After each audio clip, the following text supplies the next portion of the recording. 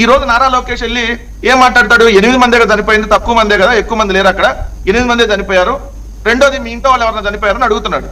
అంటే అంత అధికారం మదం ఎక్కి మాట్లాడటం కాకుండా ఏంటిది? ఇంకో పక్క పవన్ కళ్యాణ్ గారు, ఈయనకి అసలు ఏం రాసిస్తారో ఏం మాట్లాడతాడో ఆయనకన్నా తెలుసా? అక్కడికి వెళ్ళి అంతకుముందు జగన్మోహన్ రెడ్డి గారి ప్రభుత్వం ఉంది, అంతకుముందు కాంగ్రెస్ పార్టీ ప్రభుత్వం ఉంది, ఓరు మీ దొంపల్ దగ్గర 2014 నుంచి 18 దాకా ఎన్డీఏ ప్రభుత్వంలో మీరిద్దరే కదా బాబు, చంద్రబాబు పవన్ కళ్యాణ్. మర్చిపోయావు గజనీలాగా.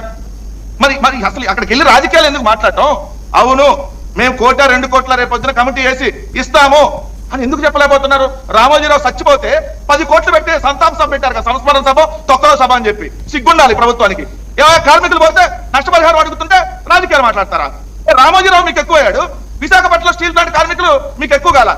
ఇదే నారా లోకేష్ అధికారం మదంతో ఎస్ నా ఇష్టమయ్యా 99 పైసలకి ఎవరికి కావాలంటే ఎంత కావాలంటే అంత ఇస్తాను, నా ఇష్టం అన్నాడు. ఈ రోజు మీకు కార్మికులు మీ బినామీలకైతే 99 పైసలకు విశాఖపట్నంలో భూములు ఎవరికైనా దోచి పెడతారు, లుల్లు గాలకో, రహేజా రియల్ ఎస్టేట్ కో, లేదంటే ఉరఫా గాలకో. విశాఖపట్నంలో కార్మికులకు అడిగితే ఏం మీకు అంత ఇదే?